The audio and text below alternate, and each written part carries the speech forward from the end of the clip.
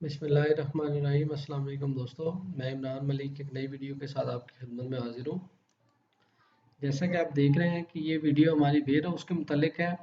इसमें हम देखेंगे कि गोदाम में या वेयर हाउस में अपने चावल कैसे लगा सकते हैं। एक अच्छे वेयर हाउस का डिज़ाइन किस तरह का होना चाहिए, उसमें दरवाजे कितने होने चाहिए, गोदाम की ऊंचाई कितनी होनी चाहिए, क्या उसमें आप बेसमेंट रख सकते हैं या नहीं, और दीवारें उसकी और छत उसकी अंदर से किस तरह की होनी चाहिए। मेरा उसमें ट्रांसपोर्ट को कैसे बेहतर बनाया जा सकता है। नीज़ ये कि एक अच्छे वेयर हाउस, एक अच्छे गोदाम में क्या क्या खसूसियात मौजूद होती हैं, वो हम सब इस वीडियो में देखेंगे।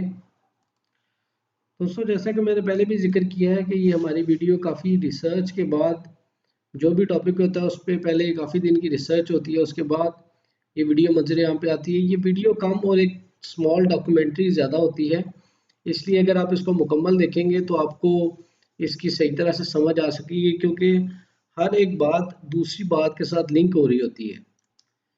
चलिए हम अपनी वीडियो को स्टार्ट करते हैं और असल वीडियो के हिस्से की तरफ चलते हैं। दोस्तों, सबसे पहले हम ये देखेंगे कि एक अच्छे गोदाम की क्या क्या खसूसियात होती हैं, उसके अंदर क्या चीज़ें हैं जो उसको दूसरे गोदामों से बेहतर बनाएंगी। ये आपको सामने स्क्रीन पे 10 के करीब पॉइंट नज़र आ रहे हैं। Attribute of good warehouse, अच्छे वेयर हाउस की क्या खसूसियात होती हैं।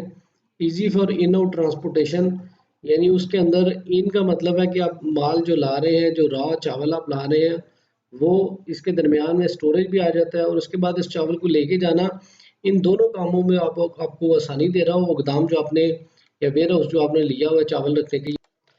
दोस्तों, ये एक तस्वीर है हमारे सामने स्क्रीन पे नज़र आ रही है। ये देखें, ये एक गोदाम है जिसके अंदर चावल या कोई दूसरी चीज़ लग सकती है।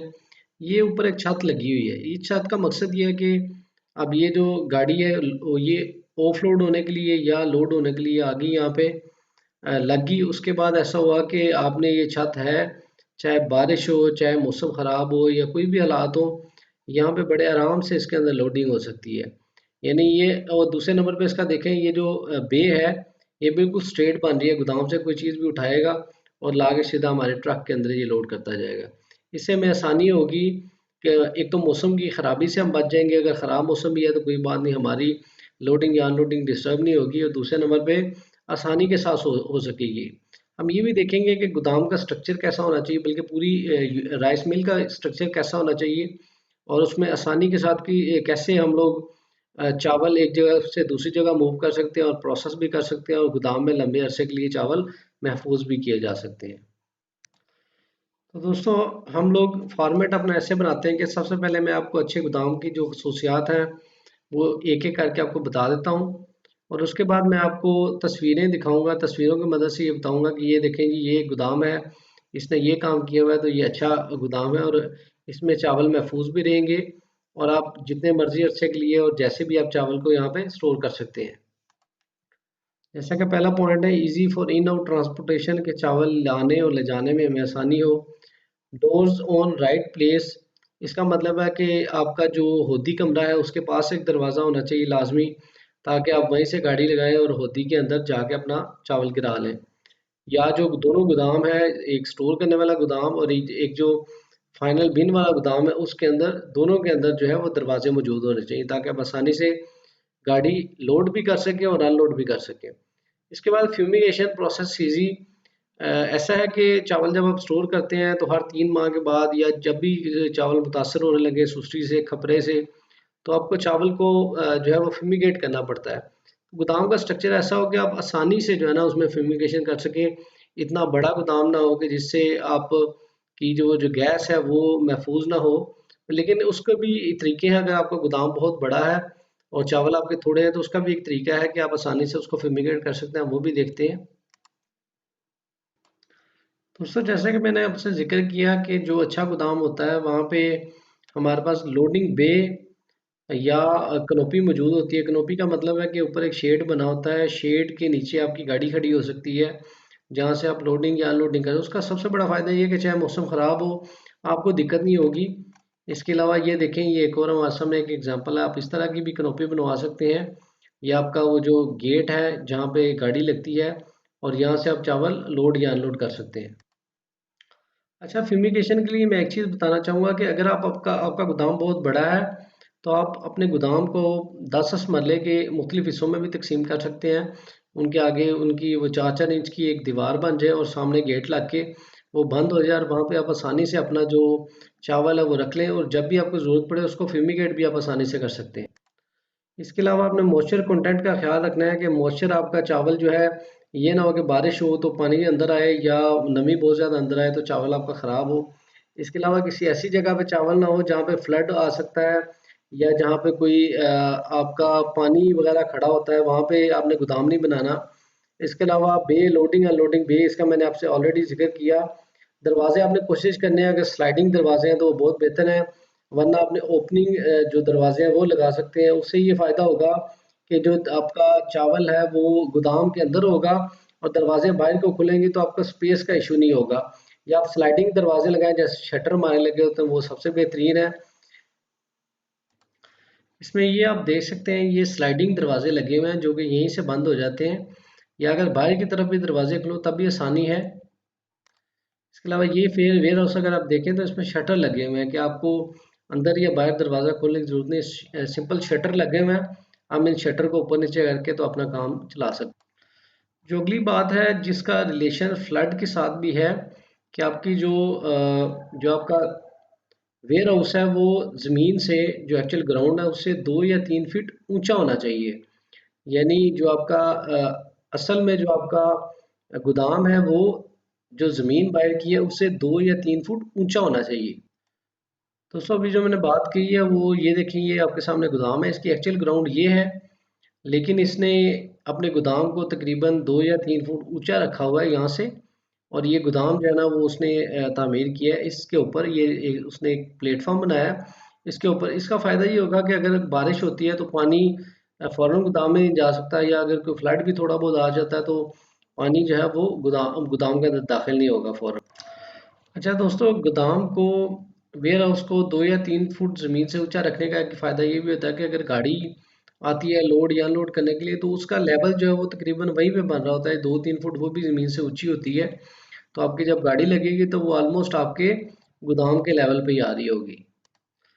इसके अलावा दोस्तों, जब आपने गोदाम बनाना है, जब आप गोदाम बनाने लगे तो ये ख्याल रखें कि जो उसका फर्श है, जो उसका छत का अंदरूनी हिस्सा है, या उसकी जो दीवारें हैं वो बिल्कुल स्मूथ और सीमेंट की तरह होनी चाहिए। यानी अगर कंक्रीट की होंगी वो साफ़ सुथरी होंगी तो उससे ये होगा कि कीड़े और जो है वो जो दूसरे अशरात हैं, रूडेंट्स हैं, वो आपके चावल को ख़राब नहीं करेंगे।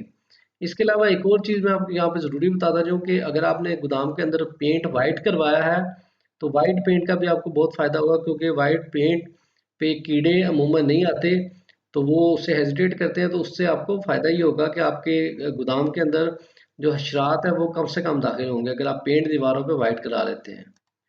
ये दोस्तों हमारे सामने एक मिसाल है, ये देखें दीवारें इसकी बिल्कुल साफ़ सुथरी दीवारें हैं, और फर्श भी इसका साफ़ सुथरा है, इसकी छत भी बिल्कुल साफ़ सुथरी है, और इन्होंने यहाँ पे वाइट पेंट कराया हुआ है। वाइट पेंट का फ़ायदा ये होता है कि आपके कीड़े मकोड़े और हशरात आपके गोदाम में दाखिल होने से इज्तनाब करेंगे, और उससे आपका माल ज़्यादा देर तक महफूज रहेगा। दोस्तों अगर आपकी गोदाम की अंदरूनी दीवारें या फर्श ठीक नहीं है तो उसको महफूज रखने का भी एक तरीका होता है, वो भी हम आगे डिस्कस करते हैं कि कैसे उसके बावजूद हम, अगर गोदाम आपको अच्छा नहीं मिल सका, वैसे तो कोशिश करें गोदाम अच्छा आपको मिले, अगर नहीं भी अच्छा मिलता तो उसका भी हम हाल ज़रूर इस वीडियो में डिस्कस करेंगे।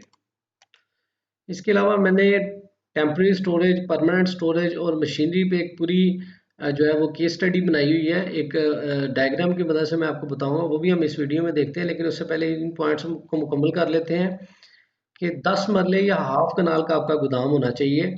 कोशिश करें कि बहुत बड़ा गोदाम ना हो, उसमें फिर ये होता है कि फ्यूमिगेशन में आपको मसला बनता है, या जो उसकी जो ब्लॉकिंग है हवा की, जो टाइट एयर टाइट आपने करना है गोदाम को बिफोर फ्यूमिगेशन, वो आपके लिए मुश्किल हो जाता है। इसलिए कोशिश करें, अगर 10 मरले का गोदाम है, वरना बहुत बड़ा गोदाम भी है तो कोई मसला नहीं, उसको आप 10-10 मरले के पोर्शंस में डिवाइड कर लें। डिवाइड करने के बाद आप उसको आसानी से फ्यूमिगेट कर सकते हैं। दोस्तों यहाँ पे एक और बात कि अगर आपका गोदाम इस तरह का है, यानी अंदर उसके सही तरह से उसके जो प्लस्तर है वो नहीं हुआ हुआ, या अंदर सीमेंट नहीं लगा हुआ, तो उसका एक तरीका होता है ये जो शीट्स होती हैं ये इनको पीवीसी पैलिंग कहते हैं। ये आप उस गोदाम के अंदर अंदर लगवा सकते हैं जहां तक आपने चावल लगाना है, ताकि वो जो नमी गोदाम के अंदर दाखिल हो तो वो आपके चावल को डिस्टर्ब ना करे, यानी वो इन शीट्स के पीछे रह जाएगी तो आपका चावल डिस्टर्ब नहीं होगा। यानी अगर आपकी दीवारें इस तरह की हैं, दीवारें टूट फूट का शिकार हैं, तो आप वहाँ पे ये वो शीट्स होती हैं, इनको पीवीसी पैनिंग कहते हैं, ये भी आप वहाँ पे लगवा सकते हैं ताकि वो जो आपका गोदाम है वो महफूज हो जाए। ये देखिए जैसे पत्थर की लगी हुई हैं, ये देखिए ईंटें नज़र आ रही हैं, उन्होंने आगे पीवीसी पैनिंग लगा ली है, जहाँ तक चावल लगना है वहाँ तक वो दीवार कवर हो रही है ताकि उसकी नमी आपके चावल तक ना पहुँच सके। इसके अलावा दोस्तों ये शीट भी अवेलेबल होती है मार्केट में, ये जो है पॉलीथीन की शीट होती है, ये मार्केट में अवेलेबल होती है। आप इसको भी जो है ना वो दीवार के साथ इस तरह से खूबसूरत तरीके से लगा सकते हैं ताकि वो जो दीवार के साथ नमी आ रही है बाहर से, वो नमी आपके चावल तक या आपकी जो जो भी आपने जिन्स लगाई हुई है वहाँ पे उस तक ना पहुँच सके। ये इस हमारी सामने तस्वीर में गोदाम का एक बहुत ज़बरदस्त स्ट्रक्चर जो मौजूद है। ये देखें, ये कनोपी भी लगी हुई है। इसका फ़ायदा ये है कि यहाँ पे गाड़ी खड़ी होगी इसके नीचे, अगर बारिश वगैरह भी है तो आप लोडिंग अनलोडिंग आसानी से कर सकते हैं। ये चढ़ने के लिए यहाँ पे स्टेयर्स बनाई हुई हैं, ये देखें ज़मीन से भी ये तकरीबन 2-3 फुट ऊंचाई है। और ये यहाँ पे शटर्स लगाए हुए इन्होंने, गाड़ी खड़ी हो तो शटर आप ऊपर करें या नीचे करें, उससे आपकी जो स्पेस है वो भी डिस्टर्ब नहीं होगी। इसके अलावा उन्होंने इसकी जो लंबाई रखी है वो भी इतनी रखी है कि आराम से आपका माल अंदर स्टोर हो सके। इसमें मैंने जो एक बात कही थी कि आपका गोदाम छोटे छोटे हिस्सों में तकसीम हुआ, क्योंकि इतने बड़े गोदाम को फिमिगेट करना काफ़ी मुश्किल होता है। अगर आप इसको 10-10 मरले के अंदर ही पोर्शन में डिवाइड कर लेंगे तो उसमें आपको फिमिगेशन करना आसान हो जाएगा। अगर आप ये नहीं कर सकते, फिमिगेशन आप नहीं कर सकते, तो इस तरह से गोदाम को 10-10 मरले के हिस्सों में नहीं तकसीम कर सकते, तो फिमिगेशन का एक और तरीका होता है। चलिए वो भी मैं आपको दिखाता हूँ कि वो किस तरह से आप फिमिगेट कर सकते हैं। तो दोस्तों अगर आपने थोड़े तोड़ों को या थोड़ी बोरियों को फिमिगेट करना है तो उसके लिए ये शीट मिलती है शॉपर की, इसको आप उसके गिर्द लपेट दें। इसके अंदर आप जो भी आपने मेथोल्ब्रोमाइड डालनी है, उसकी गोलियां गंदम वाली डालनी है, वो आप अंदर डाल दें। उसके बाद आप देखेंगे कि ये अच्छी तरह से फिमिगेट हो जाएंगे, इसके अंदर जो सुस्सी वगैरह वो भी ख़त्म हो जाएगी। इसके अलावा अगर आपका गोदाम बहुत बड़ा है और सही तरह से आप उसको महफूज नहीं बना सकते या उसको एयर टाइट नहीं कर सकते, तो उसके लिए एक शॉपर मिलते हैं बहुत बड़े, या छोटे शॉपर के अंदर आप टेप लगा के उन्हें बड़े शॉपर के अंदर तब्दील कर लें। उससे भी आप, ये पॉलीथीन की शीट होती है, मार्केट में आसानी से मिल जाती है, आप इसको पूरी की पूरी लॉट के ऊपर डालें, इसको साइडों से एयर टाइट करें। यहाँ पे कोई वजनी चीज़ या रेत भी आप डाल सकते हैं, वो डाल के इसके अंदर आप जो है वो 4 गोली आपने डालनी है फी टन के लिए, वो आप डाल के इसको अच्छी तरह से सील कर दें, तो इससे भी आप अपने चावल की फिमिगेशन अच्छे तरीके से कर सकते हैं। क्योंकि जब जब आप लंबे अरसे के लिए गोदाम के अंदर चावल स्टोर करते हैं तो आपको फिमिगेट करना ज़रूरी होता है, वरना आपके चावल ख़राब हो जाते हैं, सुसी की वजह से, खपरे की वजह से, सुंडी की वजह से वो ख़राब हो जाते हैं। तो आपको बार बार फिमिगेट करना पड़ता है। इसलिए अगर आपका गोदाम 10-10 मरले के पोर्शंस पे और एयर टाइट हो सकता है वो उस पर मुश्तमिल होगा तो वो बहुत बेहतरीन है, वरना फिर आप इस तरीके से भी फिमिगेशन कर सकते हैं। दोस्तों आखिर में मैं एक दो चीज़ें मज़ीद आपको गोदाम के बारे में बताऊंगा, फिर आपको मैं वो जो स्ट्रक्चर मैंने बनाया हुआ है वो आपको वो पिक्चर उससे बताऊंगा कि आपने कौन सी चीज़ कहाँ पे रखनी है, कितने दरवाजे रखने हैं। तो आपने जब भी माल लगाना है गोदाम के अंदर, आपने कोशिश करनी है कि वो नीचे आप लकड़ी के या प्लास्टिक के पैनल, इसको हम कहते हैं, ये आप ज़रूर लगाएं ताकि ज़मीन से आपका जो चावल है वो थोड़ा सा ऊंचा रहे और उसको हवा भी लगती रहे। तो ये आपने लाजमी ख्याल रखना है साथ। ये देखिए बोरियों के नीचे भी ये पैनल लगते हैं, और ये लकड़ी के भी हो सकते हैं, लोहे के भी हो सकते हैं। लकड़ी के होंगे ज़्यादा महफूज रहेंगे, लोहे जो लकड़ी के हैं वो भी अच्छे हैं, और प्लास्टिक के भी अच्छे होते हैं। प्लास्टिक के भी अगर आप लगाना चाहें तो आप लगा सकते हैं। अच्छा दोस्तों एक चीज़ और आपको बताता चलूँ कि जब आपने गोदाम में चावल लगाने हैं तो कोशिश करनी है आपने साइडों की दीवारों के हिसाब से आपने को 1 फुट से लेकर तो 2.5 फुट तक आपने फासला रखना है। 1 फुट या 2 फुट फासला वैसे अच्छा होता है अगर आपकी दीवारें साफ़ हैं, तो उसका उसकी वजह ये होती है कि फिर भी जो कोई नमी दीवार से चावल के ऊपर चढ़ सकती है, क्योंकि आप सारा काम चावल को महफूज रखने के लिए कर रहे हैं, तो उससे आपका जो चावल है वो ख़राब नहीं होगा। दोस्तों आखिर में मैं आपको मिल का जो स्ट्रक्चर है, जो मैंने आपको बताया था कि मैं आपको तस्वीर की मदद से बताऊंगा कि आपने मिल पूरी कैसे लॉन्च करनी है। ये देखें, ये आपकी मिल है, जो ये इस साइड पे आपका ईस्ट है, इस साइड पे आपका वेस्ट है, इस साइड पे आपका एंट्री गेट होगा। अब आपने ये सबसे पहले आपने एक गोदाम बनाया यहाँ पे, जिसमें हमने लॉन्ग टर्म स्टोरेज करनी है, और इसके साथ यहाँ पे अपने गेट रखा हुआ है, एक यहाँ पे भी गली है तो गेट रखा हुआ है ताकि गाड़ी यहाँ पे लगे। तो अगर आपने माल को स्टोर करना है तो आप यहाँ पे स्टोर कर लें, अगर आपने होदी लगानी है तो डायरेक्ट आप यहाँ से होदी भी लगा सकते हैं।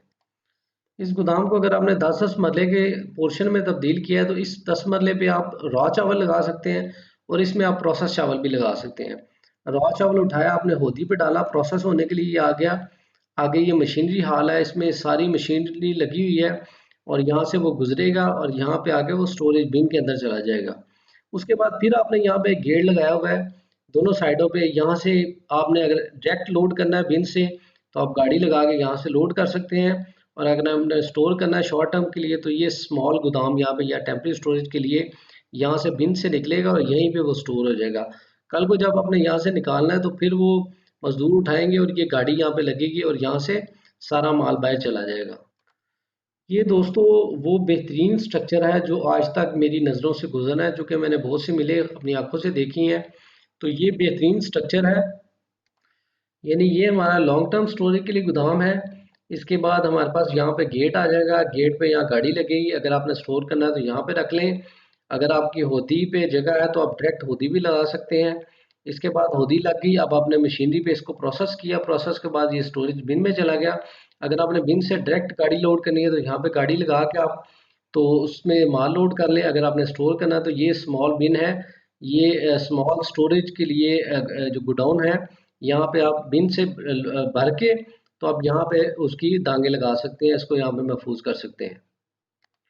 इसके अलावा दोस्तों अगर यहाँ पे आपके पास गली मौजूद है तो आप यहाँ पे भी एक दरवाज़ा लगा सकते हैं कि जो यहाँ से डायरेक्ट बाय लोडिंग हो जाए, और यहाँ पे भी एक दरवाज़ा लगा सकते हैं जो यहाँ से आपके डायरेक्ट जो प्रोसेस माल है उसकी लोडिंग हो जाए। अच्छा दोस्तों, लोडिंग के लिए मैं आपको ये कन्वेयर बेल्ट भी दिखाना चाहता हूँ। ये कन्वेयर मशीन है जहाँ पे यहाँ पे एक तोड़ा रखते हैं तो यहाँ से वो यहाँ तक पहुँचा देती है। ये गाड़ी के अंदर हिस्सा होगा तो गाड़ी के अंदर यहाँ से उठा के तो दांगे लगती जाएंगी। जैसे ये देखें, ये बोरियां हैं जो गाड़ी के अंदर तक जा रही हैं, यहाँ से वो उठा के यानी ये हिस्सा आपके गोदाम में आएगा और ये हिस्सा गाड़ी के अंदर आएगा। ये कन्वेयर की एक और मिसाल आपके सामने है कि यहाँ से यहाँ पे आप तोड़ा रखते हैं तो यहाँ से एक मजदूर यहाँ से रखेगा और एक मजदूर यहाँ से उठा के तो उसकी दांगे लगाता जाएगा। दोस्तों इसके अलावा जब आपने चावल की दांगे लगानी है तो आपने दरमियान में उनके फासला रखना है। इस वजह से फासला रखना है कि जो आपने मुख्तलिफ लॉट्स लगाई हुई, एक तो वो लॉट्स अलहदा हो जाए और दूसरा दरमियान से गुजरने में या फ्यूमिगेशन करने में भी आपको आसानी हो। ये सामने आपको तस्वीर नज़र आ रही है, उसमें ये लॉट्स अलहदा अलहदा लगी हुई हैं और उनके दरमियान फासला भी है और इनकी फ्यूमिगेशन भी बड़े आसानी से हो सकती है। दोस्तों नबी आखिरुज़्ज़मा हज़रत मोहम्मद सल्लल्लाहु अलैहि वसल्लम और उनकी आल पे दरूद भेजें। अपना काम ईमानदारी से करें और दुआओं में मुझे याद रखें।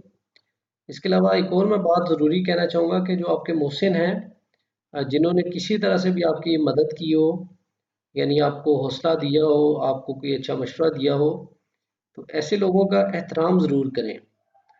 इसके अलावा अपनी दुआओं में मुझे भी याद रखें। अल्लाह ताला आपके हामी और नासिर हों। बहुत शुक्रिया। अगर आपको चावल के कारोबार में कोई मसला है या इस वीडियो के अंदर कोई मसला नज़र आए या आपको इस वीडियो में कहीं भी कोई चीज़ समझ ना आए तो आप मेरे इस नंबर पर रब्ता कर सकते हैं, मुझे व्हाट्सएप करें, मैं आपका उस व्हाट्सएप पे रिप्लाई करूँगा। और इसके अलावा आपको थंबनेल पे भी ये मेरा नंबर मिल जाएगा, आप उस पर भी मुझे व्हाट्सएप कर सकते हैं। आप कोई भी कन्फ्यूजन हो अगर इस वीडियो से मुतल्लिक हो या ऐसे चावल के मुकम्मल कारोबार से मुतल्लिक, एक्सपोर्ट से मुतल्लिक, प्रोसेसिंग से मुतल्लिक, आइडेंटिफिकेशन से मुतल्लिक, तो आप उन सब चीज़ों के बारे में मुझसे पूछ सकते हैं। आप सब दोस्तों का बहुत बहुत शुक्रिया।